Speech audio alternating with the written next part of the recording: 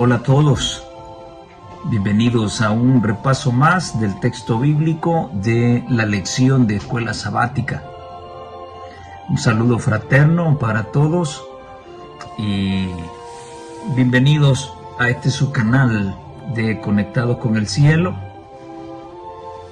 diseñado para predicar el Evangelio de Jesucristo a través del estudio de la lección de Escuela Sabática. Vamos a tener una palabra de oración antes de iniciar el repaso de esta semana. Nuestro Señor y Dios que está en los cielos, venimos delante de su presencia suplicando el perdón de nuestros pecados, suplicando su infinita misericordia para poder acercarnos al trono de la gracia, para poder solicitar de usted la sabiduría necesaria para conocer la verdad, para predicar esta verdad y para vivir esta verdad. Esta semana hemos hablado acerca de los acontecimientos finales. Sin embargo, en la lección se han tocado temáticas que hoy por hoy, muchos de sus ministros están abordándolo de formas diferentes, sutiles, para poder confundir a su pueblo. Por favor, que hable su palabra. Por favor, que hable su espíritu. Y que termine por convencer a los que estén despiertos y con la disposición de aceptar su palabra. Pero que al mismo también quede al descubierto quiénes son aquellos que están tergiversando esta verdad. No sé con qué intención, o quizás sí lo sé, pero tenga misericordia para con esta gente. Son sus ministros, son siervos suyos, y mientras brille el sol, hay esperanza para que enmienden su camino. Guárdenos, bendíganos en este estudio. Lo suplicamos en el nombre de Jesús. Amén y amén. Muy bien, queridos hermanos y amigos, hemos llegado ya a la lección número 12, los acontecimientos finales de la tierra. Muy bien, un tema que nos pone frente a el telón de cada uno de los o un esbozo, nos pone frente al telón para hacer un esbozo de los acontecimientos finales. Quizá para nuestros amigos habrán cosas que van a escuchar y que ustedes necesitarán pruebas bíblicas. Si ese fuera el caso, yo quisiera pedirles de que nos escriban, que escriban allí y digan: hermano Jaime, yo quisiera que usted tuviera un estudio sobre esta cuestión que usted mencionó, porque el tiempo es muy corto, el espacio es muy corto y no se puede abarcar todo. Solamente puntualizar que para todo lo que voy a mencionar tengo evidencia. Voy a mencionar algunas cositas. Otras las voy a mencionar rápido porque ya son parte de la palestra de todo adventista séptimo día. Y quien no es parte de la iglesia, está conociendo la iglesia a través del folleto de Escuela Sabática. Si usted tiene duda de algo, escríbanos. Y con mucho gusto vamos a programar con el equipo de Conectados con el Cielo algún espacio para poder grabar y hablar acerca de esa temática que usted necesita que se profundice. Muy bien, el texto clave para esta semana lo encontramos en Proverbios capítulo 23 y versículo 23, como yo siempre le he denominado, una cita para inteligentes. Esto no tiene otro nombre. Y cuando digo inteligentes no me refiero única y exclusivamente a los académicos. Toda aquella persona que ha sido tocada por el Espíritu de Dios, que anhela conocer la verdad con todo su corazón, es inteligente. Y el Espíritu Santo actuará, abrirá su entendimiento y entonces la verdad fluirá en toda su plenitud.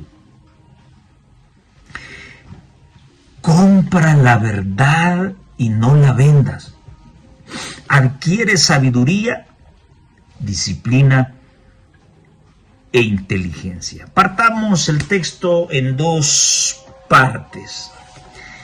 Compra la verdad y no la vendas. Qué triste es ver hoy cómo algunas personas dentro de nuestra iglesia han comenzado a vender la verdad. Han vendido la verdad para adquirir bienes y comprar fábulas. Vender la verdad, adquirir, quizás no adquirir, han vendido la verdad, han cambiado la verdad por las fábulas. Este texto es clave. Compra la verdad. También Jesucristo mencionaba a una de las iglesias: retén lo que tienes. A través de esa verdad, la segunda parte del texto dice, debes adquirir sabiduría, disciplina e inteligencia. Dice el autor de la lección, compara este asunto de tener una panorámica de los acontecimientos finales como que una hija adolescente venga de la universidad a casa, pero el tiempo está tempestuoso, pero hay un camino seguro por donde puede venir. Si es mi hija, yo con mucho gusto voy a hacer lo posible porque ella pase por ese camino y pueda llegar segura a casa. Jesús tiene esa intención, llevarnos a casa nuevamente, y por lo tanto Él va a destapar y va a compartir la mayor cantidad de verdad para que tú y yo podamos ser salvos. La mensajera del Señor, en el libro Testimonios para la Iglesia, el tomo 8, ella dice: se aproxima una tormenta de implacable furor. Y mucha atención, adventistas del séptimo día, porque parece ser que Jesús ha retardado su venida. Y eso ha dado cabida a que la iglesia pueda entretenerse en las costumbres mundanas, en los placeres mundanos, en la adquisición de bienes, los lujos, en casas, vehículos, la forma de vestir, el entretenimiento. Por eso la mensajera del Señor nos hace una reflexión. Se aproxima una tormenta de implacable furor. El furor que trae esa tormenta nada lo puede aplacar. Y ella pregunta: ¿estamos preparados para hacerle frente? Ni tú ni yo podemos imaginar lo que viene. Y precisamente en este momento, y por lo menos en mi país, El Salvador, donde se está viviendo una paz sabrosa, cualquier adventista del séptimo día podría caer en la tentación de dudar si realmente esta palabra se cumplirá al decir que Jesús volverá nuevamente. Prueba de ello es que muchos adventistas del séptimo día están cayendo en pecado abierto. Están siendo desfraternizados o ellos mismos buscan salirse de la iglesia. Están perdiendo la esperanza, están perdiendo la paciencia. Una tormenta implacable se acerca. ¿Estamos preparados para enfrentarla?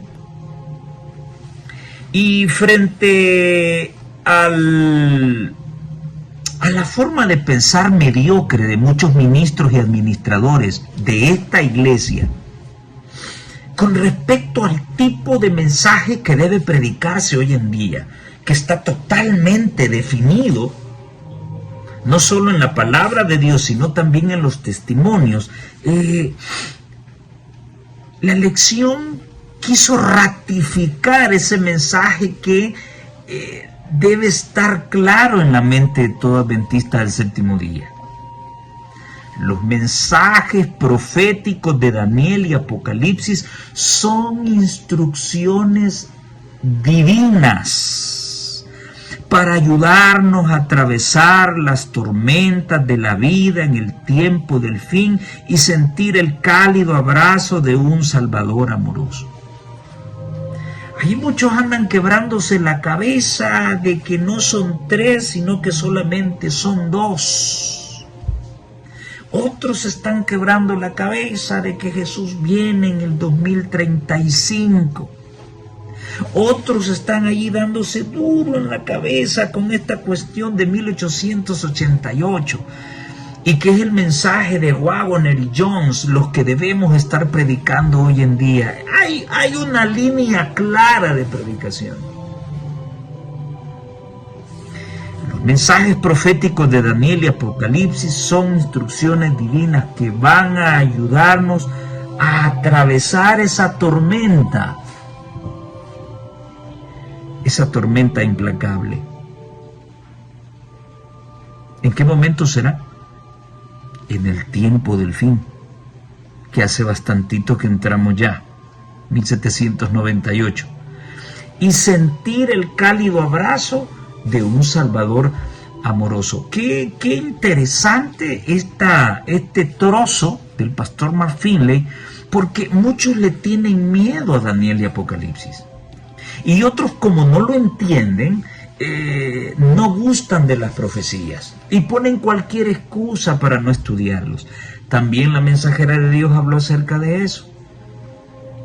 El mensaje que ha de despertar al pueblo y sacarlo de su del letargo es el mensaje de Daniel y Apocalipsis. Y Satanás se va a inventar una sarta de cosas, dice ella, para evitar que la gente llegue a los libros de Daniel y Apocalipsis. Pero el abordaje que el pastor Mark Finley le está dando al estudio de Daniel y Apocalipsis incluye que su estudio no solamente nos dará fortaleza y será una guía para atravesar incólumes esa tormenta implacable que viene, sino que también a través del estudio del libro de Daniel y Apocalipsis debemos sentir el abrazo de un Salvador amoroso que ha dispuesto para nosotros toda la verdad con la única intención de llevarnos seguros a casa. La verdad. Compra la verdad y no la vendas. En el libro Testimonios para la Iglesia, tomo 8, la página 265, el pensamiento que leí anteriormente está en la página 329, ella escribió: la verdad refina el gusto y santifica el juicio. ¡Wow! Hoy en día están entrando una serie de situaciones dentro de la iglesia que ya habían sido profetizadas por la palabra de Dios y por los testimonios que ocurrirían. Y estas cosas están entrando bajo la mirada indiferente de la dirigencia. Nadie dice nada. Nadie dice nada de las iglesias amigables, nadie dice nada de que algunos espectáculos dentro de la iglesia son eso, son un espectáculo, ya no son un culto de adoración, son un espectáculo donde hay guitarras eléctricas, hay baterías, hay chores, hay pinturas, hay formas sexy y extravagantes para vestir. Y nadie se pronuncia y dice nada. Administrativos de la iglesia que han aparecido en redes sociales bailando música mundana. Personajes de renombre dentro de la iglesia que en redes sociales han comenzado a distorsionar el mensaje adventista. Nadie dice nada. Nadie se pronuncia. Frente a esa situación, me llama la atención esta parte que ella escribió. La verdad refina el gusto y santifica el juicio. Si hoy en día cosas extrañas están entrando a nuestra iglesia, es porque hemos perdido el juicio, la santidad del juicio la hemos perdido y el gusto ya no lo tenemos refinado. ¿Qué significa eso de refinar el gusto? Lo que no era sabroso para ti antes, ahora lo es. El mundo era más atractivo que Cristo. Pero a medida que conoces la verdad, tu gusto se refina. Lo que no tenía sentido para ti, ahora lo tiene. Lo que no tenía sabor para ti, ahora lo tiene. Se santifica el juicio. Eleva y ennoblece. Y realiza silenciosa y constantemente su obra transformadora. La santidad, el camino a la santidad no es de la noche a la mañana. Es todo un proceso que se realiza silenciosamente y constantemente. Se va realizando esa obra transformadora hasta que todo el ser está limpio y es hecho un vaso de honra bajo la operación del Espíritu Santo.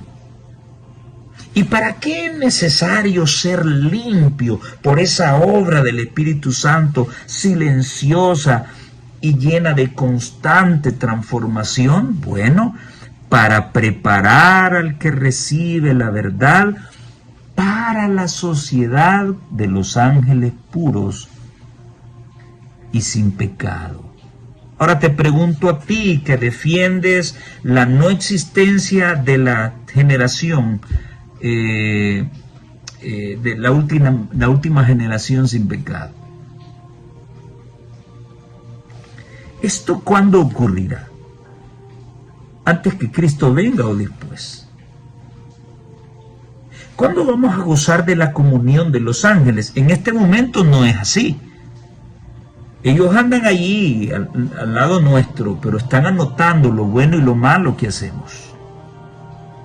Y a veces ejercen una obra protectora. Ellos tratan de abrir tu entendimiento cuando el Espíritu Santo te habla y te dice, mira, no hagas eso. Ellos están allí administrando, apoyando, ayudando, así como lo hicieron con Cristo en esta tierra. Esa es su función, pero ahorita no estamos en comunión con los ángeles. ¿Cuándo tendremos comunión con los ángeles? ¿Será hasta que Cristo venga, hasta después que Cristo venga? Entonces acá la mensajera de Dios nos está planteando una obra de pureza, de santificación, silenciosa, pero llena de constante transformación. Es un proceso diario hasta el momento en que podamos ser limpios y hechos vasos de honra. Esta obra no la hacemos nosotros únicamente, principalmente la realiza el Espíritu Santo si le dejamos y si somos colaboradores con Él. El objetivo es limpiarnos del pecado aquí para estar listos para morar con los que no tienen pecado en el reino de los cielos. Ya con eso decimos mucho. Esos que niegan de que no habrá gente sin pecado antes de que Jesús venga están totalmente equivocados.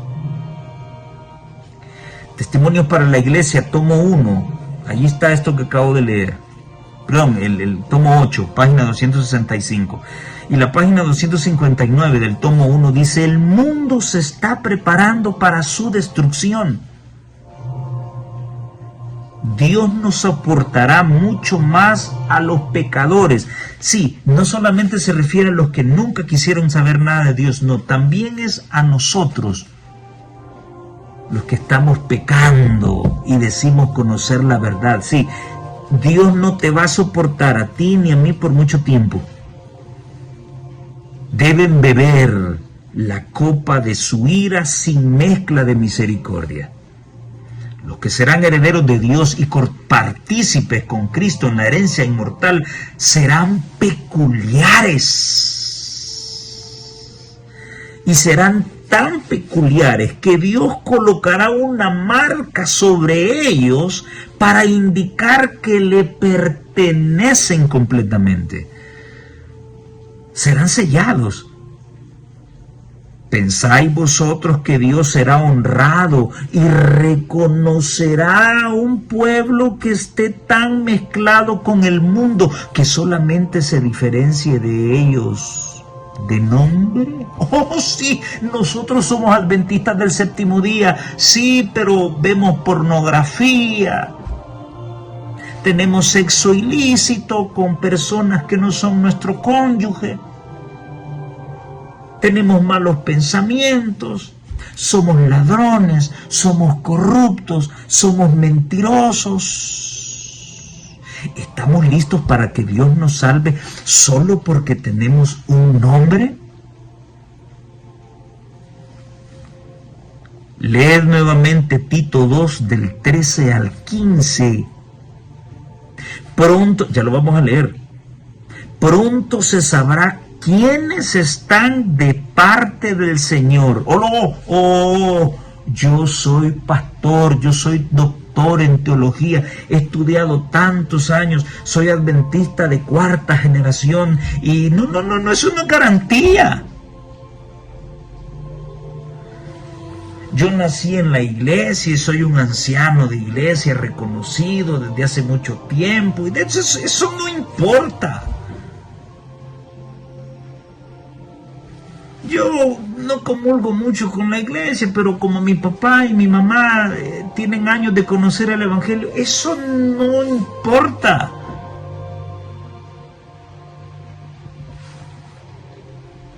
Pronto se sabrá quiénes están de parte del Señor. Ya lo hemos dicho, la mayoría está en la iglesia católica y en las iglesias protestantes. La gran mayoría del pueblo de Dios. Quiere decir que de esos 22 millones de adventistas hay una tanatada de hipócritas que estamos allí nada más de bulto, poniendo en mal al pueblo de Dios. Dios no te va a soportar ni a ti ni a mí por mucho tiempo. Hemos de ser zarandeados y hemos de salir. Ojo, la basura es la que sale, lo que no vale la pena es lo que sale. El pueblo es el que se integra. Ese remanente invisible es el que se integra. ¿Se integra qué? ¿Se sale de qué y entra qué? Se sale de la verdad. Le da la espalda a la verdad. Habrán otros que entrarán al conocimiento de esta verdad, de estos cimientos. Y la verdad los hará libres. Ya lo vamos a ver. Pronto se sabrá quiénes están de parte del Señor y quiénes no se avergüenzan de Jesús. A veces creemos que no nos avergonzamos de Cristo porque estamos los sábados en la iglesia. Sí, pero solo en la mañana, en la tarde ya no vamos. No estamos en los días de culto. No estamos. No existe esa disciplina.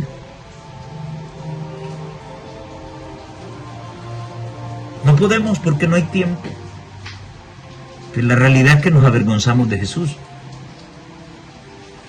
los que carecen de valor moral, para tomar conscientemente su posición frente a los incrédulos, para dejar las modas del mundo e imitar la vida abnegada de Cristo, se avergüenzan de Él y no aman su ejemplo. Qué tremendo llamado para la iglesia es este. Tremendo. Yo me incluyo ahí. Qué tremendo este mensaje. ¿Y qué dice Tito 2:13 al 15? Aguardando la esperanza bienaventurada y la manifestación gloriosa de nuestro gran Dios y Salvador Jesucristo, quien se dio a sí mismo por nosotros para redimirnos de toda iniquidad. ¿Cómo es posible que Cristo nos redimió de la iniquidad para seguir viviendo en iniquidad? A ver, razonemos esto, respóndanme eso, ustedes ministros que defienden la posición que no habrá gente sin pecado antes de que Jesús venga. Explíquenme, entonces, ¿por qué seguimos en pecado? Entonces quiere decir que Jesús no vino a redimirme. Fue un acto fallido el de Cristo. Todavía me sigo creyendo que soy imperfecto. Sí, todos somos pecadores, pero en Jesús todas las cosas son hechas nuevas. Que yo quiera seguir pensando que soy gallina y no águila es mi problema, no es el de Dios. Y no es un acto de humildad con el que lo digo, no. Lo digo con la intención de querer justificar el seguir pecando. No, que somos imperfectos y somos pecadores y que estamos justificando el pecado. Entonces, Jesús tiene poder para cambiar el corazón. Y si tu corazón y si el mío no han sido cambiados todavía, no es porque Él no quiera, sino porque yo no quiero. Jerusalén, Jerusalén, que matas a los profetas y apedreas a todos los que te son enviados. ¿Cuántas veces yo quise recogerte como la gallina sus polluelos debajo de mis alas? Y no quisiste. Aquí el fallido no es Dios, el fallido soy yo. Él tiene el poder para salvarme. Soy yo quien no quiero ser transformado. Porque me avergüenzo de Jesús y es más placentero el mundo que la gloria de Dios. Esa es la realidad. Hermano, lo que está diciendo, esa es la verdad, no hay otra. El placer pesa más que la razón. Por eso Pablo habla de que nuestro culto debe ser un culto racional, no el servicio en la iglesia únicamente, no. Mi devoción a Dios debe ser con la razón. Desde el día que yo me bauticé, tuve que haber comenzado el proceso de soltar el pecado y dejar el pecado. ¿Por qué no lo he hecho? Porque el placer es más sabroso que la razón. Si el pecado sigue dominando mi vida es porque todavía no he entendido la obra de Dios para mi corazón. Esa es la realidad. Quien se dio a sí mismo por nosotros para redimirnos de toda iniquidad y purificar para sí un pueblo propio. A ver, señores que tienen distorsionada la doctrina de la última generación, o la teoría de la última generación, la TUC le llaman. ¿Para qué me redimió Jesús? ¿Para qué? Para purificar para Él un pueblo celoso de buenas obras. Esto habla y exhorta y reprende con toda autoridad. Nadie te menosprecie. Leed nuevamente Tito 2 del 13 al 15, dice la sierva de Dios. No permitamos que nuestros pecados reduzcan la obra salvadora de Dios para nosotros.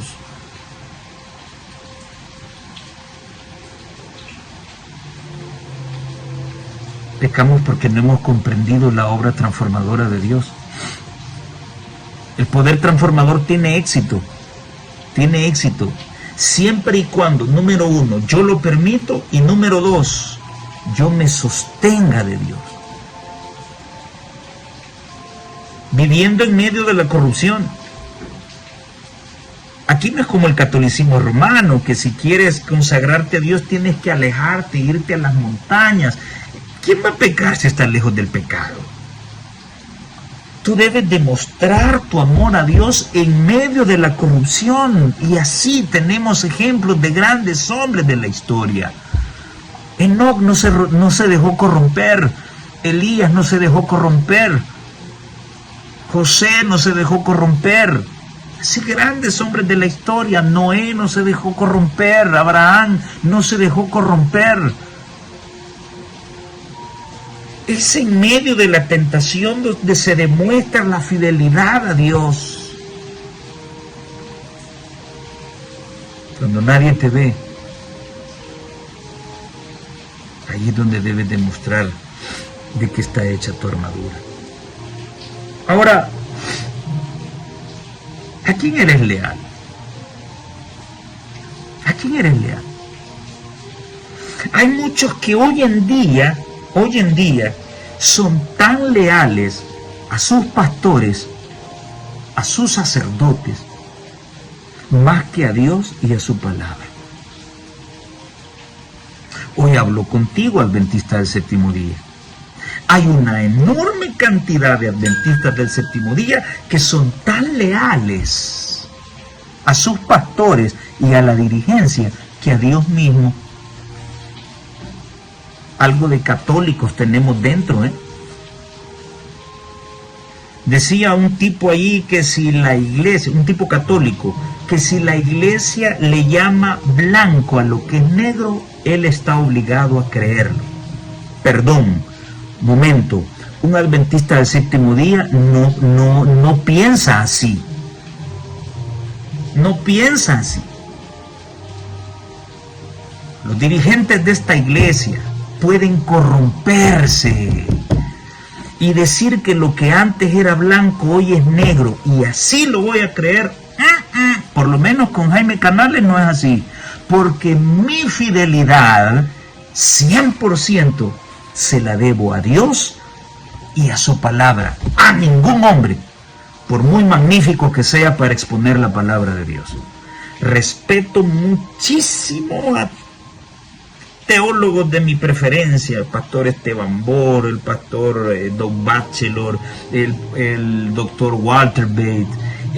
Hay tanta gente linda, el pastor Alberto Dreyer, magníficos expositores de la palabra de Dios. Sí, pero mi fidelidad no es para ellos, mi fidelidad es para Dios y para su palabra, para su mensaje. Ahora, si el mensaje, si la fidelidad de ellos es notable, que es para Dios y para su palabra, entonces estamos en sintonía, hablaremos lo mismo. ¿Tú me estás entendiendo? Tú te debes a Jesucristo, no a un hombre. Los hombres pueden armar tu caída y tu salida de la iglesia.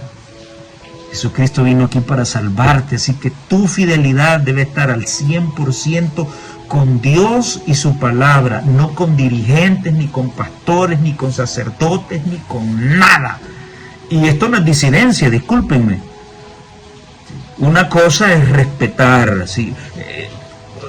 Ok, pastor, yo respeto su opinión, pero no la comparto, ¿verdad? ¿Sí? El pastor fulano de tal dice de que no habrá gente sin pecado antes de que Jesús venga. Yo respeto su opinión, le respeto como persona, pero usted está equivocado. Mi fidelidad es a Dios y a su palabra, punto. Y vamos a hablar de otros errorcitos que se predican hoy en día. Proverbios 23:23, ya lo leímos: compra la verdad y no la vendas, adquiere la sabiduría, la enseñanza y la inteligencia. Juan 8:32 dice: y conoceréis la verdad, esa misma verdad que te da sabiduría, que te da enseñanza, que te da inteligencia, esa verdad que no debes vender, esa verdad te va a hacer libre. ¿Libre de qué? De la ignorancia de inclinarte ante un hombre, de la ignorancia de depositar tu confianza en un hombre, te hará libre del error o de la ignorancia de confesarle tus pecados a un hombre. Te hará libre de depositar tu confianza para que un hombre te resuelva tus problemas. Tu confianza debe estar en Dios, y eso lo enseña su palabra. Por eso conocerás esta verdad y serás libre.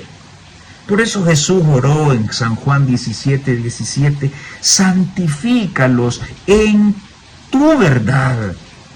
Tu palabra es la verdad. Y tenemos el primer punto. La palabra de Dios es verdad.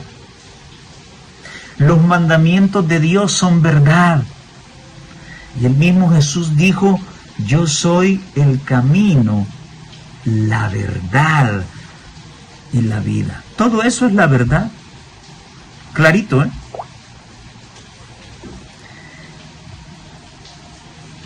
La verdad que nos libra de los engaños de Satanás se encuentra en la palabra de Dios. La Biblia, dice el pastor Mark Finley, desenmascara la estrategia de Satanás y revela los planes de Dios. La Escritura, como ella misma lo dice en Salmo 119:105, la Escritura es una lámpara que alumbra nuestros pies. Ahora, en la lección del día domingo se nos invita a leer las palabras de Segunda de Pedro, el capítulo 1 y los versículos 16 al 21. Vean cuánta enseñanza encierra esta cita. Porque nos hemos dado a conocer el poder y la venida de nuestro Señor Jesucristo, siguiendo fábulas artificiosas. ¿Cuál es el kit aquí? ¿Cuál es el centro acá? ¿Qué es lo que están defendiendo los apóstoles? ¿Qué es lo que están tratando de ratificar los apóstoles delante de la gente? Número 1, el poder de Jesucristo. Y número 2, la venida de Jesucristo a esta tierra nuevamente. Ahora ellos dicen, nosotros no les hemos venido a dar a conocer sobre el poder de Jesús y sobre su segunda venida como creyendo en una fábula, donde todo lo que ocurre en una fábula es ficticio. Aún el discurso es ficticio, pero al final deja una enseñanza. Sí, pero los animales no hablan, las cosas no hablan, no razonan. Una fábula. Nosotros no hemos venido a hablarles acerca del conocimiento del poder de Jesús y de su segunda venida como creyendo en fábulas artificiosas. ¿Qué es lo que fundamenta? Y ojo que aquí van a mencionar dos cosas principales.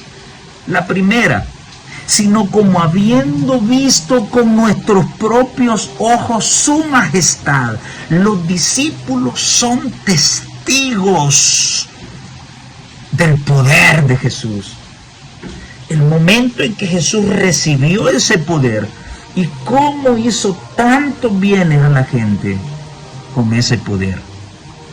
Pues cuando él recibió de Dios Padre honra y gloria, le fue enviada desde la magnífica gloria una voz que decía: este es mi Hijo amado, en quien tengo complacencia. ¿Cuándo ocurrió eso? Eso ocurrió en su bautismo.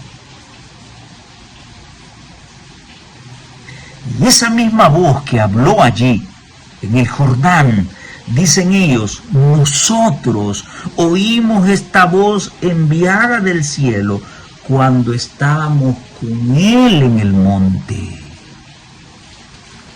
Ellos fueron testigos audibles y visuales de que realmente Jesús era el Cristo, Jesús era el Hijo de Dios, porque Dios mismo con su voz audible dijo que Él era su Hijo amado, y nosotros escuchamos esa misma voz. Interesante, el testimonio. Pero hay otra cosa. Tenemos también otra cosa que va a ratificar el poder de Dios y su segunda venida. Y no solamente es nuestro testimonio, nuestra palabra, ¿no? ¿Qué es? Tenemos también la palabra profética más segura, a la cual hacéis bien en estar atentos como a una antorcha que alumbra en lugar oscuro hasta que el día esclarezca y el lucero de la mañana salga en vuestros corazones. Entendiendo primero esto, que ninguna profecía de la Escritura, oigan bien amigos católicos, ninguna profecía de la Escritura es de interpretación privada. Y esta semana leía sobre el fraude de Fátima y las famosas profecías de Fátima. También el diablo tiene poder para imitar lo que Dios hace. Y él hará que las vírgenes lloren sangre, que las vírgenes lloren lágrimas. Hará que lo que han dicho espíritus de demonios disfrazados de personajes de la Biblia se cumplan. Pero ¿cómo conocer el error de la verdad? Aquí está este libro que es lámpara. La profecía nunca vino por voluntad humana. ¿Por qué? Porque los santos hombres de Dios hablaron siendo inspirados por el Espíritu Santo. Hermanos, amigos, ¿qué es lo que quiere decirnos segunda de Pedro 1 del 16 al 21? Que el testimonio debe estar acorde con la palabra. El católico dice que él tiene no solo la Biblia, sino que tiene también la tradición de la iglesia. Sí, pero la tradición de la iglesia no es compatible con la palabra de Dios. El testimonio de los apóstoles concuerda con las enseñanzas bíblicas. Los apóstoles hablan de un Cristo que recibió poder porque su Padre dijo que era su Hijo amado. Los mismos apóstoles testificaron de que Jesús tenía poder porque le vieron sanar, le vieron resucitar, le vieron sacar demonios. También ellos lo hacían. Los apóstoles vieron a un Jesucristo que vino a enseñarles cómo guardar el sábado, no a pisotearlo ni a olvidarlo.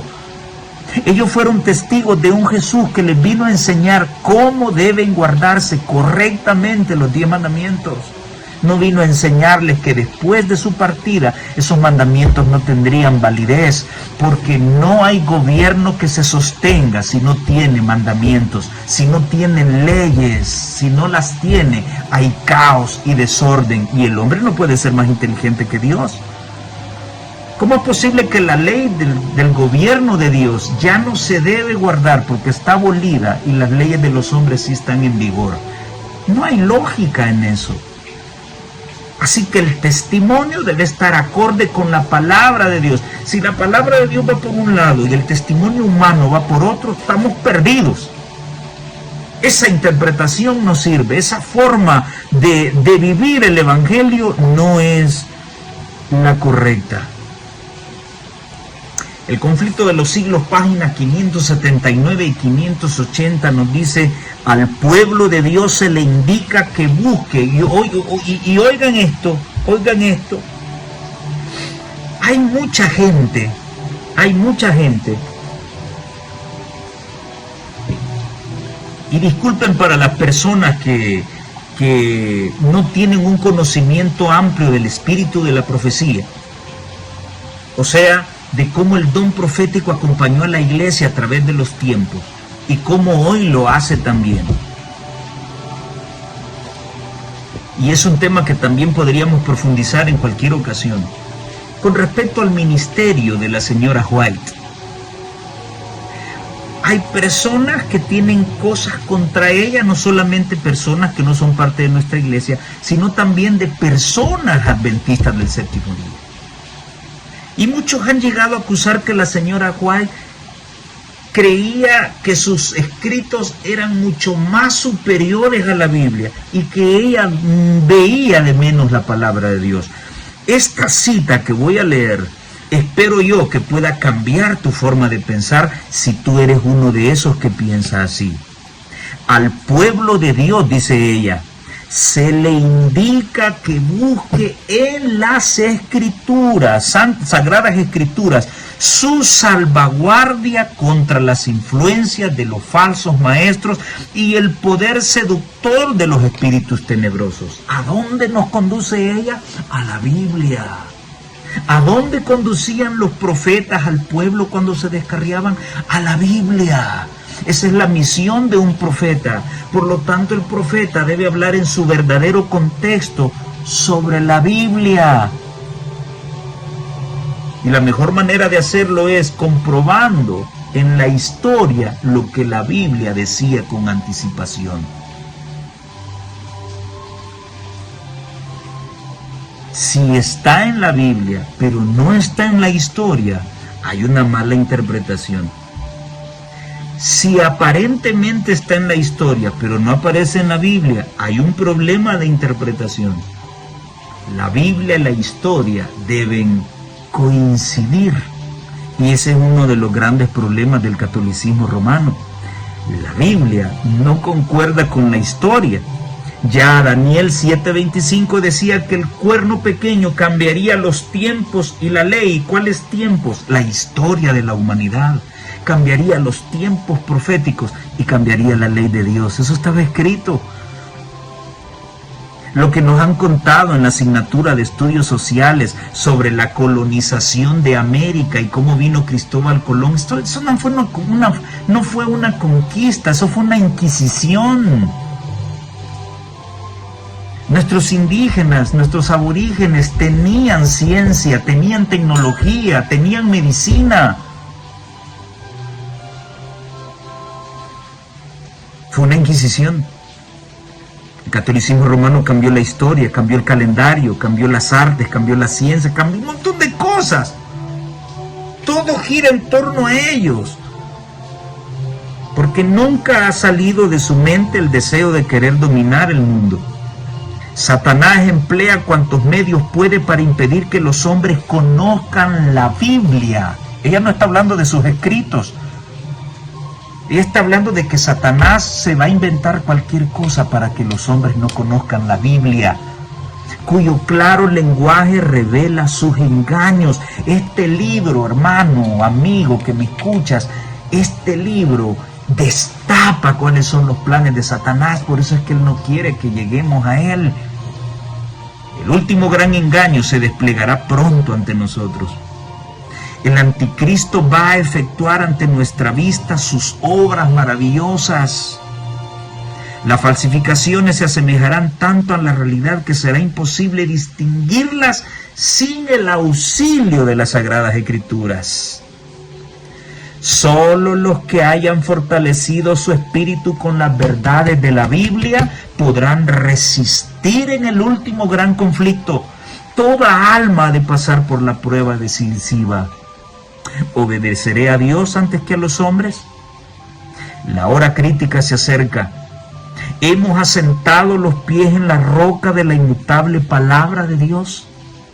¿Estamos preparados para defender firmemente los mandamientos de Dios y la fe de Jesús? Otra vez las preguntas referentes a si estamos preparados o no lo estamos. Conflicto de los siglos, página 579 y 580.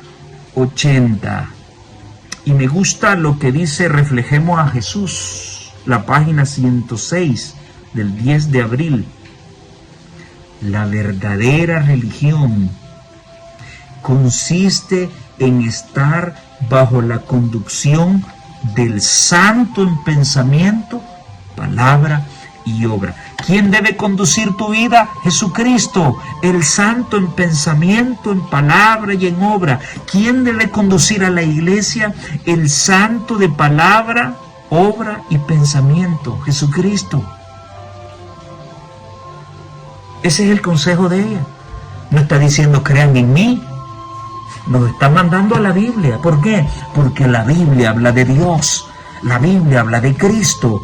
Y este libro desenmascara la obra engañosa de Satanás. Por eso, mi querido hermano, hermana, amigo, amiga, tú debes ser fiel a Dios y a esta palabra bendita. Lo que aquí dice se ha cumplido y se cumplirá. Te guste o no te guste, lo ignores o no lo ignores, esta palabra se cumplirá porque Él la inspiró. Así de sencillo. Ahora bien, como parte de esa prueba, y antes de entrar a la etapa final del mundo en esta tierra, Dios tiene un plan maravilloso. Un plan que exalta a sus verdaderos hijos.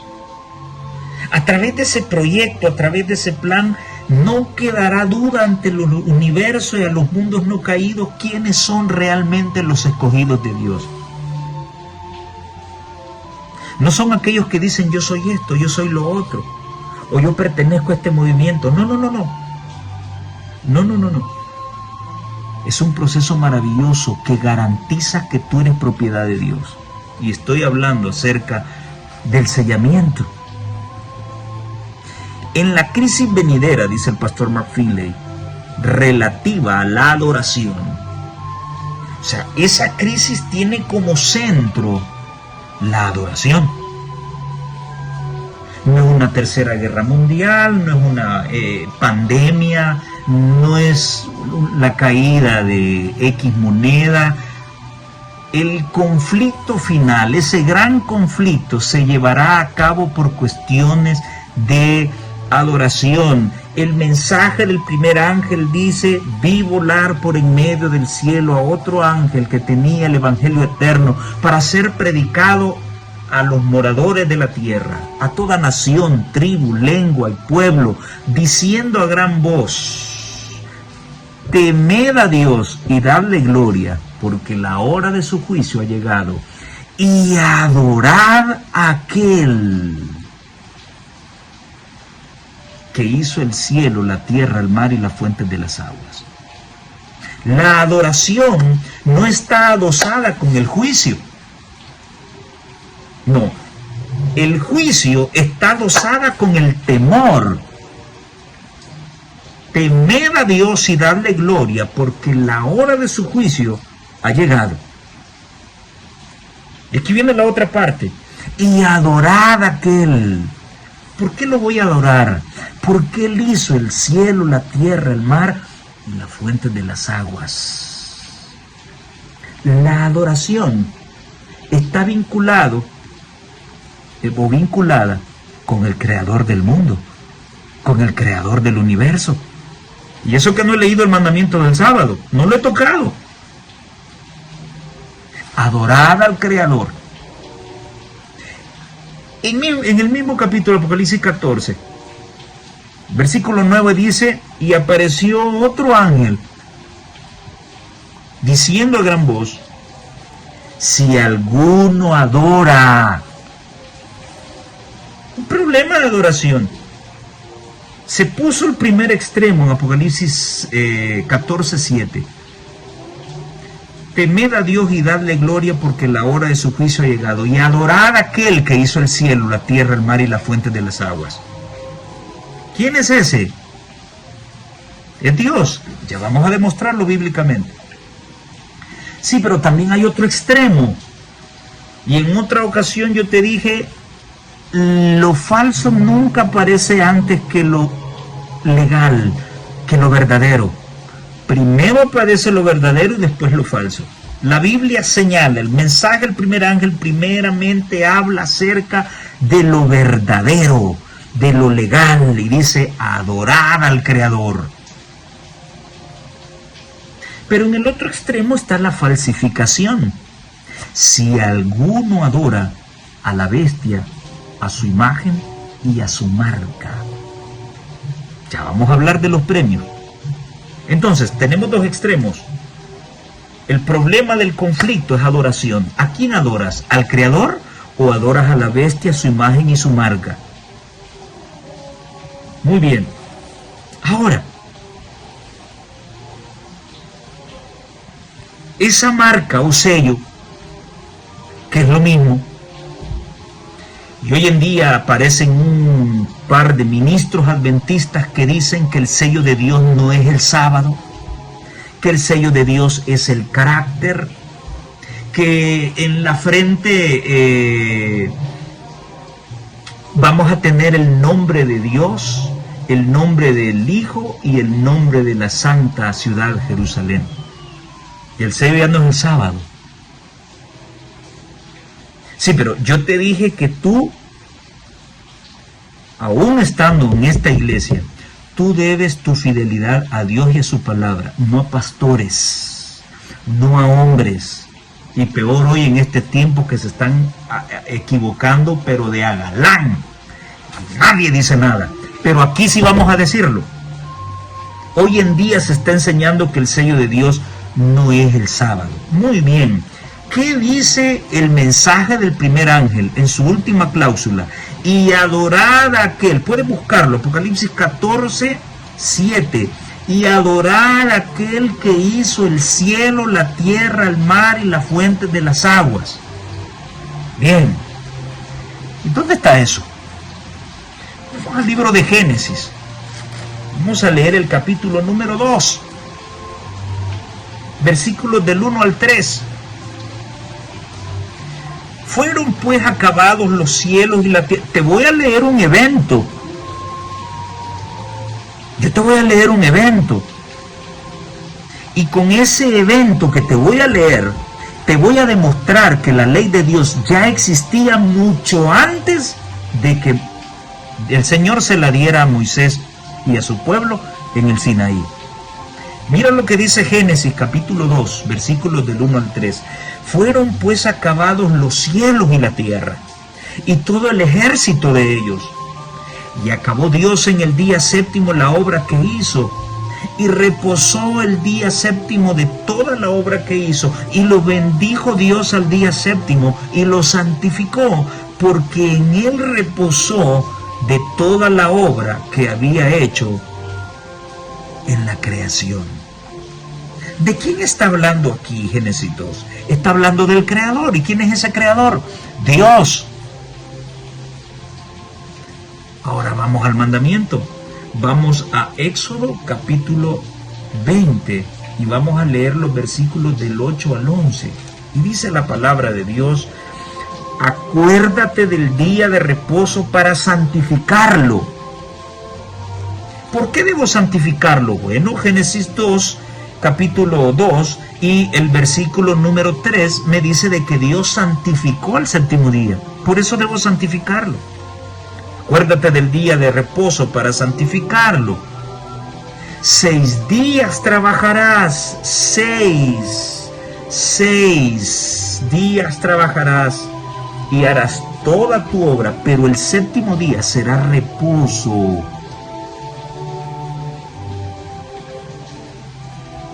¿Reposo para quién? Para ti. Reposo para Jehová tu Dios. Y si Él reposa, como Él es mi creador, yo estoy obligado a reposar, porque mi fidelidad se debe a Él y no al hombre. El hombre dice no, el sábado no, va a ser el domingo. Dios dice es el sábado. Y yo me debo a lo que Dios dice, no a lo que dice el hombre. Y esta doctrina yo la he buscado y la he buscado y la he contrastado, y no creo en ella porque hombres me la enseñaron. La palabra de Dios la menciona. 6 días trabajarás y harás toda tu obra, mas el séptimo día es reposo para Jehová tu Dios. No hagas en él obra alguna, tú, ni tu hijo, ni tu sierva, ni tu criada, ni tu bestia, ni tu extranjero. Y aquí viene lo interesante, porque en 6 días Jehová hizo los cielos, la tierra, el mar y todo lo que en ellos hay, y reposó en el día séptimo. Por tanto Jehová bendijo el día de reposo y lo santificó. ¿Ves cómo el mandamiento del sábado está haciendo referencia a Génesis 2, 1 al 3? Y también está haciendo referencia al mensaje del primer ángel. ¿No te parece interesante? ¿Qué es lo grandioso de esto que estamos viendo? Bien, un sello tiene tres partes importantes. La primera es el nombre a quien pertenece el sello. En este caso, Éxodo 20 del 8 al 11 me dice que el dueño de ese nombre es Jehová el Señor. Luego está el título, el Creador. Él creó todas las cosas. Y por último está su territorio, el cielo, la tierra, el mar y todo lo que contiene. Interesante.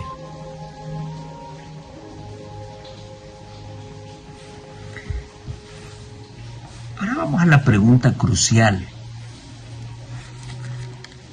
¿Cuál es el sello de Dios?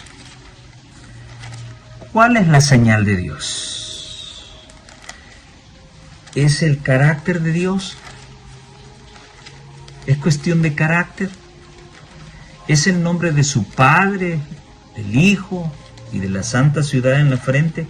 ¿Qué es el sello de Dios? Muy bien, voy a leerte varios textos. Ténganme paciencia, hermanos adventistas, porque estoy diciendo esto para muchos amigos que no son de la iglesia y están escuchando esto. Ustedes ya lo saben. Y si les ha olvidado, pues recuerden. Éxodo capítulo 31 me va a decir cuál es la señal de Dios o el sello de Dios. Y tú me dirás, por si has escuchado alguna predicación de alguno de estos pastorcitos adventistas que ya están igual a Luis Toro, tienen torcido el entendimiento, pues precisamente porque el juicio no lo tienen santificado ya, por lo que comen y por muchas otras cosas. ¿Cuál es la señal de Dios? Tú hablarás a los hijos de Israel diciendo, Éxodo 31:13, en verdad vosotros guardaréis mis sábados o mis días de reposo, Shabbat, reposo, porque es señal. ¿Qué es el sábado para el pueblo de Dios? Es señal entre mí y vosotros, por vuestras generaciones, para que sepáis que yo soy Jehová, que os santifico. ¿Quién santificó el sábado? Jehová. Así que yo debo santificar el sábado, porque Él me santifica a mí. Así que guardaréis el día de reposo, porque santo es a vosotros. El que lo profanare, de cierto morirá. El versículo 15 dice, 6 días se trabajará, mas el día séptimo es día de reposo consagrado a Jehová. Cualquiera que trabaje en el día de reposo, ciertamente morirán. Guardarán pues el día de reposo, dice el versículo 16, los hijos de Israel, celebrándolo por todas sus generaciones, por pacto perpetuo. Versículo 17, señal es para siempre entre mí y los hijos de Israel. Pero ahí está, hermano. Ahí dice los hijos de Israel. ¿Sí? ¿Y esto no incluye al Israel espiritual? Amigo que me escuchas, hay una historia fascinante que no tengo tiempo para contarte, pero si quieres un tema especial, escríbelo y yo lo grabo. El pueblo de Israel no es el pueblo de Dios más. Ya no. Dios les dio 490 años para que se arrepintieran de haber maltratado a sus profetas, de haber pisoteado a Jesucristo, no haber creído en Él. ¿Cómo respondieron ellos? Mataron al último de los profetas que les fue enviado, Esteban, año 34. Ahí se cumplieron las 70 semanas de las que habla Daniel 8:14. Y a Jesús y a Juan el Bautista les había dicho en diferentes oportunidades que ya el hacha estaba puesta en el tronco. Ellos fueron los custodios del Evangelio, pero si no se arrepentían, el Evangelio les sería quitado y les sería dado a otro pueblo. Y ese pueblo somos los gentiles, los que no somos israelitas. Pero mira qué curioso. El mundo evangélico reclama las promesas de Dios. Reclama las promesas que Dios le dio a Abraham para ellos también. Dicen ser hijos de Abraham también, pero no aceptan los 10 mandamientos. Abraham guardaba los mandamientos. Abraham guardaba el sábado. Pero el mundo evangélico quiere reclamar las mismas promesas, pero no tener ley, no tener mandamientos y tener otro día de reposo. ¿Qué te parece? ¿No te parece extraño? Vamos al capítulo 20 de Ezequiel, donde lo que acabamos de leer va a quedar ratificado nuevamente. Ezequiel capítulo 20, y vamos a leer los versículos 12 y 20. Y con esto voy a demostrarte las dos cosas para las cuales el sábado te sirve. Número 1, dice Ezequiel 20:12, y les di también mis días de reposo, mis días sábados, para que fuesen por señal entre mí y ellos, para que supiesen que yo soy Jehová que los santifico. ¿Verdad que estaba allá en Éxodo 31? Bien. El sábado me ratifica que solamente Jehová tiene el poder para santificar. ¿Qué está haciendo el Papa de Roma? Santificando un montón de gente y los beatifica si es que hacen un milagro. ¿Y cómo es que ocurre el milagro? ¿En vida? No, estando muerto. Hace poco acaban de canonizar a un chico.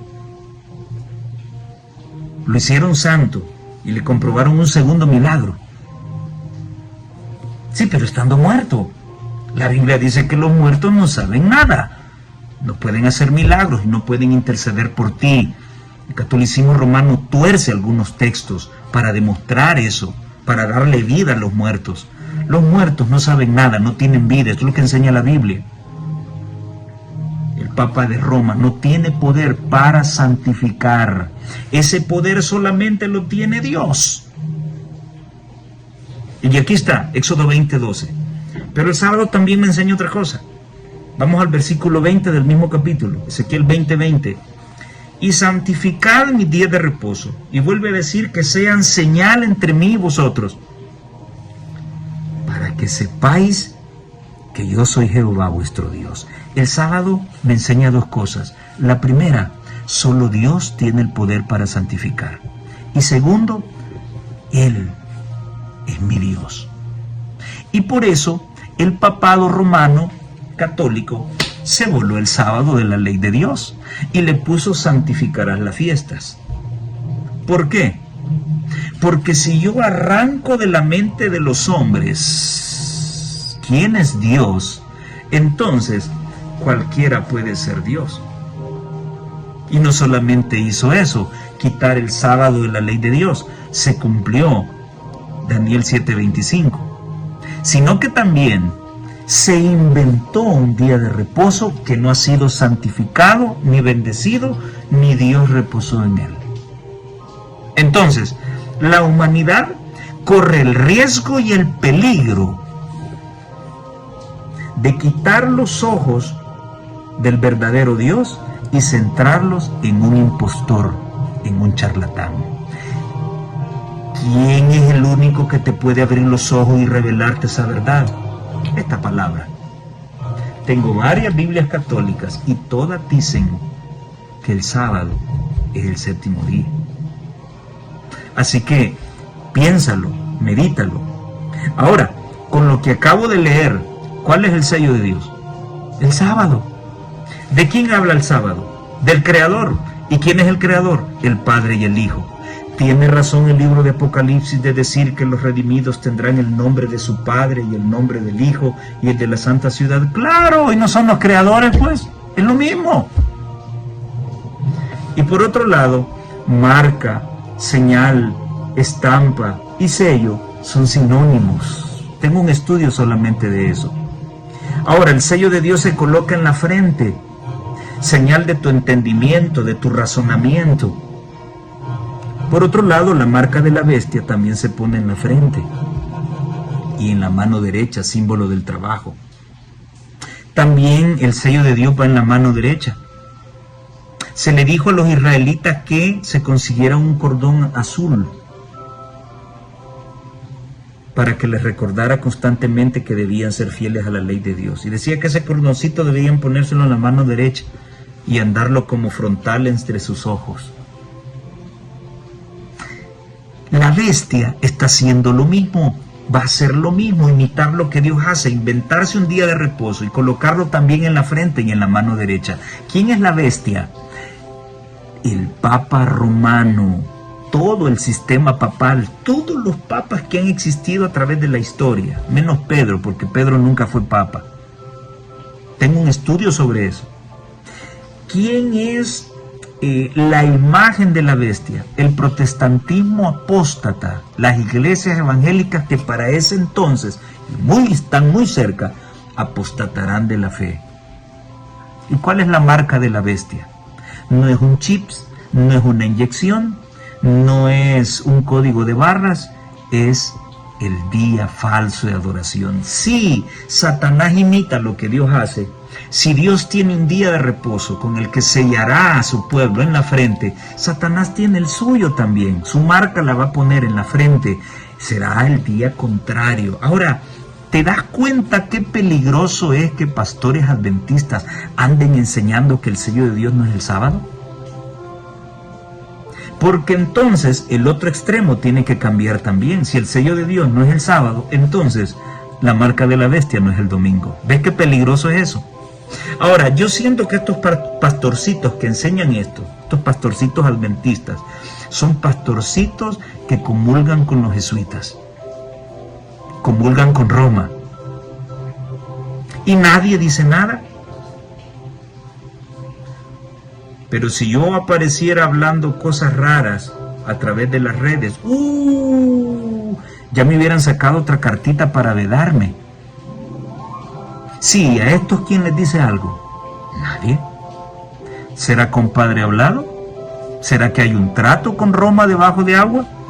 Yo siempre he pensado que sí. El diablo odia a los que obedecen a Dios. Por lo tanto, el gran conflicto culminará con una cuestión de adoración. ¿A quién adorarás? ¿De parte de quién estará tu fidelidad? ¿De parte de Dios o de parte del representante de Satanás, el Papa de Roma?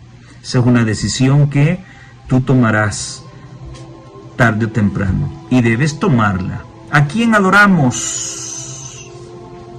¿A quién adoramos? ¿A la bestia, su imagen, su marca, esa tríada? Yo quiero leerte, voy a repetirte, tengo un estudio sobre eso, no tengo el tiempo, el espacio para demostrar todas las citas, pero voy a repetirte lo que dije.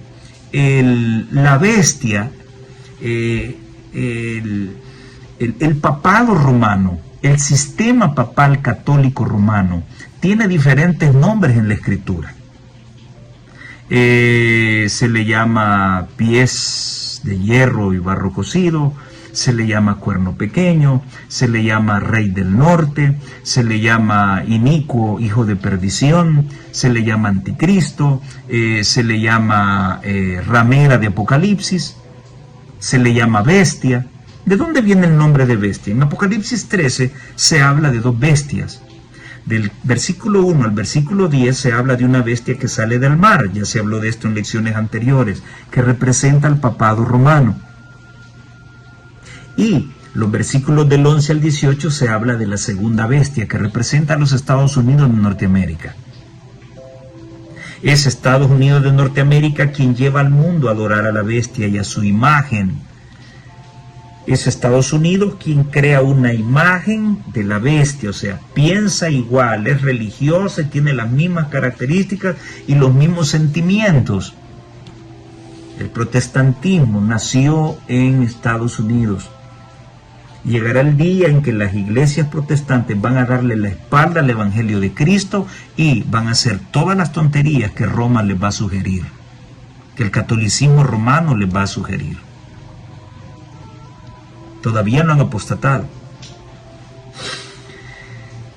Una de las características que se menciona de la primera bestia, o sea el papado, es que recibe una herida de muerte, una herida mortal.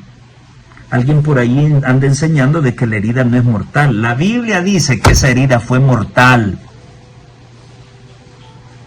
El papado iba a reinar en la Edad Media por 1260 años, desde el año 538 al año 1798. Son 1260 años. Ponle pluma, desde 1798 hasta 1929. Imagínate cuántos años. Hasta 1929 la herida fue sanada. No en su totalidad, pero recibió sanidad, porque todas las tierras y el poder que le confiscó el imperio francés al papado, en aquel entonces, el presidente Benito Mussolini, amigo de Hitler, le revolvió todo lo que se le fue conquistado al papado romano. Ahora, hay algo que sí nos recuperó el catolicismo romano, y fue perseguir y destruir a aquellos que están en contra de ellos. Pero eso muy pronto se va a cumplir. ¿Y quién ayudará, quién contribuirá a que ese poder lo vuelvan a tener? Hoy contribuirán los Estados Unidos de Norteamérica y las iglesias protestantes. Entonces, es necesario que Estados Unidos forme una imagen de la bestia. ¿Sí? Esa imagen se formará cuando las iglesias evangélicas busquen el poder político para hacer prevalecer sus dogmas. Entonces, la América protestante habrá apostatado. Y el papado tendrá todo el terreno libre para poder volver a ser lo que fue en la Edad Media. Ahora, quien no esté de parte de esa tríada, es necesario que todo esto acontezca para que haya una ley dominical a nivel mundial, obligatoria, so pena de muerte. Quien no esté de parte de ese sistema corre el riesgo de ser perseguido y desaparecer. Ahora, ¿de parte de quién vas a estar tú? Nadie, en otras ocasiones he dicho de que nadie puede estar neutro a este problema. Nadie. Debes entrar al conflicto o estarás perdido. Debes tomar una decisión. Josué, el sustituto de Moisés, dijo en cierta ocasión: yo no sé a quiénes quieren adorar, a qué dioses quieren adorar ustedes, los que están del otro lado del río o los dioses de sus padres.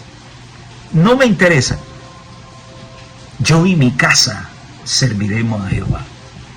En el monte Carmelo, Elías le hizo una pregunta al pueblo de Israel antes de hacer el sacrificio que demostró quién era el verdadero Dios, si Dios o Baal, al pueblo de Israel. ¿Hasta cuándo claudicaréis entre dos formas de pensamiento? Si Jehová es Dios, seguidle. Si Baal es Dios, vayan en pos de él, pero tomen una decisión. Y ahora Jesús te invita a que tomes una decisión. O eres frío o caliente, pero no tibio. No, yo no estoy ni aquí ni acá, nada de eso. Tú debes tomar una decisión. Ahora, quiero compartir contigo cuál es la recompensa y el premio de estar... Bueno, ¿cuál es la recompensa del grupo que está con el papado?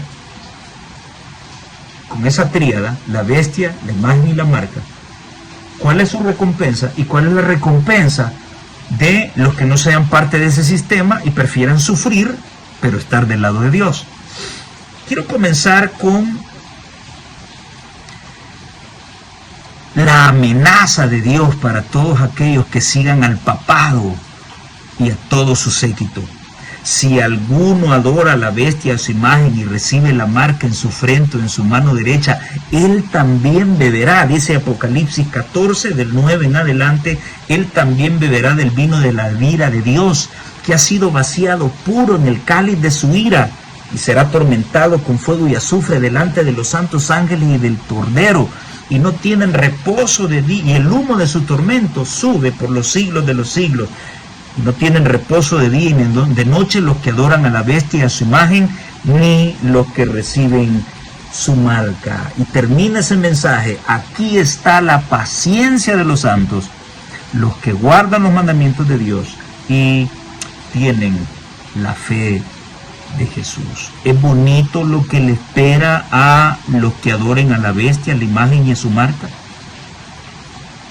Y la primera plaga de las 7 que van a caer, cae sobre un grupo especial. Apocalipsis 16, 1 y 2. Vi una gran voz que decía desde el templo a los 7 ángeles: id y derramad sobre la tierra las 7 copas de la ira de Dios. Fue el primero y derramó su copa sobre la tierra, y vino una úlcera maligna y pestilente. ¿Sobre quiénes? Sobre los hombres que tenían la marca de la bestia y que adoraban su imagen. Dios no tolera, no puede ver ese sistema. Ese sistema es abominable para Dios. El papado es abominable para Dios. Tremendo castigo, ¿eh? Y si no estás de parte de ese sistema, van a perseguirte hasta matarte. Habrá agonía, congoja, sufrimiento. Se despertarán los fuegos de la Edad Media. Las persecuciones de la Inquisición se levantarán para ese tiempo. Ahora, ¿cuál es la recompensa? Yo prefiero serle fiel a Dios y a su palabra. Si ya sabes que te van a perseguir y te van a matar, sí, pero ¿cuál es la recompensa? Apocalipsis 15, 1 y 2. Vi en el cielo otra señal grande y admirable: 7 ángeles que tenían las 7 plagas postreras, porque en ellas se consumaba la ira de Dios. Vi también como un mar de vidrio mezclado con fuego, y a los que habían alcanzado la victoria sobre la bestia, su imagen y su marca y el número de su nombre. ¿A dónde estaban? En pie sobre el mar de vidrio con las arpas de Dios. En síntesis, los que adoran a la bestia, su imagen, su marca y el número de su nombre, se perderán. Los que decidan seguir a Dios, ser fieles a Dios, so pena de muerte y persecución, o de persecución y muerte, tendrán el privilegio de estar sobre el mar de vidrio con las arpas de Dios. ¡Qué contraste! Tremendo contraste. ¿A quién adorarás, querido amigo, amiga, hermano, hermana? ¿A quién adorarás? ¿Al creador del sábado o al creador del domingo? ¿Al creador del verdadero día de reposo o al creador del falso día de reposo? Quiero adelantarme al final. En esto consiste el fuerte clamor. No he mencionado el mensaje del segundo ángel que dice: ha caído Babilonia, la gran ciudad, porque ha dado de beber a todas las naciones del vino del furor de su fornicación. El sistema papal ha dado de beber a todas las naciones de sus mentiras, doctrinas mentiras, ritos, costumbres. Pero la palabra de Dios dice que ese sistema caerá. ¿En qué consiste ese fuerte pregón? Bueno, leamos Apocalipsis 18.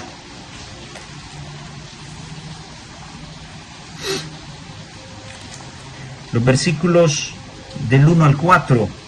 Después de esto vi otro ángel descender del cielo con gran poder, o sea, impelido del Espíritu Santo. Los ángeles no son ángeles, porque ellos no pueden predicar el evangelio. Lo predicamos nosotros, que hemos gustado de la salvación de Dios. Así que esos ángeles representan a agentes humanos. Vi otro ángel descender del cielo con gran poder, y la tierra fue alumbrada con su gloria. y clamó con voz potente diciendo: va a repetir el mensaje del segundo ángel. Ha caído la gran Babilonia y se ha hecho habitación de demonios y guarida de todo espíritu inmundo y albergue de toda ave inmunda y aborrecible. Porque todas las naciones, ¿por qué está llena de inmundicia? Porque todas las naciones han bebido del vino del furor de su fornicación, y los reyes de la tierra han fornicado con ella, y los mercaderes de la tierra se han enriquecido de la potencia de sus deleites. Y esto es para ti, amigo que me escuchas. Y oí otra voz del cielo que decía: salid de ella, pueblo mío.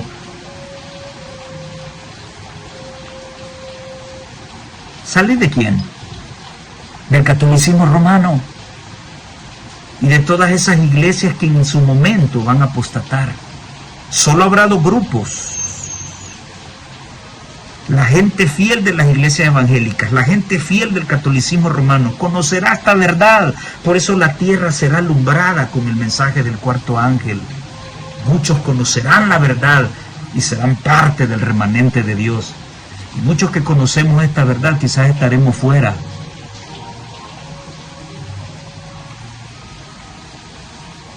¿Ya te diste cuenta cómo te llama Dios a ti? A ti.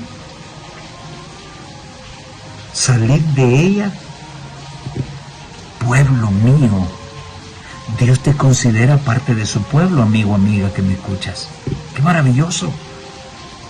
Salid de ella, pueblo mío, para que no seáis partícipes de sus pecados, ni recibáis parte de sus plagas. Y este asunto del fuerte pregón es el último mensaje previo a estos acontecimientos y previo a la cercanía de la venida de Jesús.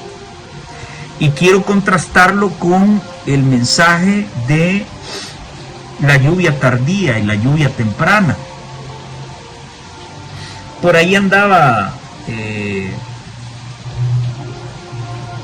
uno de estos pastorcitos que anda denigrando el evangelio, diciendo que este asunto de Joel 2:27, Joel 2:28, donde se habla del Pentecostés y el derramamiento del Espíritu Santo, no iba a tener otro cumplimiento.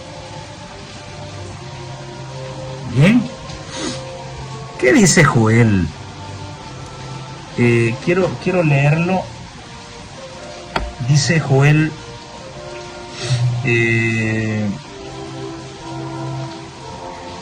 Joel 2, dice el versículo 23: vosotros también, hijos de Sión, alegraos y gozaos en Jehová vuestro Dios, porque os ha dado la primera lluvia a su tiempo, la que hacía germinar la tierra, la semilla, y hará descender sobre vosotros lluvia temprana y tardía, como al principio. Las eras se llenarán de trigo, los lagares rebosarán de vino y aceite. Y bueno, dice el versículo 28: y después de esto derramaré mi espíritu sobre toda carne, y profetizarán vuestros hijos y vuestras hijas, vuestros ancianos soñarán sueños y vuestros jóvenes verán visión. Bien, este pastorcito decía que, y me da pena pues porque yo no soy pastor, ¿sí? Yo me dedico a la educación, yo me dedico a ver problemas de aprendizaje, yo me dedico a ver cómo aprende el cerebro.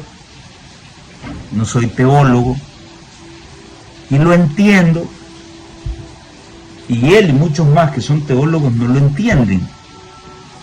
Bueno, ya leímos que su razonamiento no está santificado, y decía este ministro que esta profecía se cumplió en su totalidad en el Pentecostés. Bien. Quiero leer lo que dice la mensajera del Señor en el conflicto de los siglos, la página 596. La gran obra de evangelización. O sea, este ministro dejó en claro que para el tiempo del fin ya no habrá otro Pentecostés. Bien. La gran obra de evangelización no terminará con menor manifestación del poder divino que la que señaló el principio de ella. Las profecías que se cumplieron en tiempo de la efusión de la lluvia temprana al principio del ministerio evangélico deben volverse a cumplir en tiempo de la lluvia tardía al final de dicho ministerio. El ministerio evangélico no terminó en el Pentecostés. No, los apóstoles recibieron poder para predicar el evangelio. No terminó, fue su gran inicio. Y así terminará esta obra. Y ella dice, esos son los tiempos de refrigerio en que pensaba el apóstol Pedro cuando dijo, así que arrepentíos y convertíos para que sean borrados vuestros pecados, pues que vendrán los tiempos del refrigerio de la presencia del Señor y enviará a Jesucristo. Dice la página 597 y 598, la gran obra de evangelización no terminará con menor manifestación del poder divino que la que señaló su principio. Así como inició, así terminará. Las profecías que se cumplieron en tiempo del derramamiento de la lluvia temprana al principio del ministerio evangélico deben volverse a cumplir en tiempo de la lluvia tardía al fin de dicho ministerio. Vendrán siervos de Dios con semblantes iluminados y resplandecientes de santa consagración y se apresurarán de lugar en lugar para proclamar el mensaje celestial. Miles de voces predicarán el mensaje por toda la tierra, se realizarán milagros, los enfermos sanarán y señales y prodigios seguirán a los creyentes. ¿Va a ocurrir o no va a ocurrir? ¿Quién tiene la razón? ¿Este ministro o la palabra de Dios? ¿Quién tiene la razón? ¿El ministro o la profeta de Dios? El problema es que hoy en día se está cometiendo el mismo error que el pueblo de Israel cometió, no poner atención a la palabra del profeta. Mi querido amigo, amiga, Dios te hace un llamado, sal de Babilonia, si no quieres sufrir los tormentos de Dios. Mi querido hermano, hermana, que llevas años militando en esta iglesia, sal de Babilonia, deja el pecado, porque entonces probarás la ira de Dios. El tiempo en que estará sumergido el mundo es indescriptible.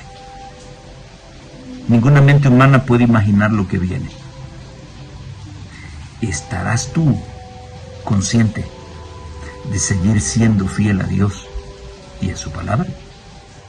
Ese es el desafío que te dejo. Piénsalo. Tu salvación está en juego. El Señor te bendiga. Nos vemos en la próxima.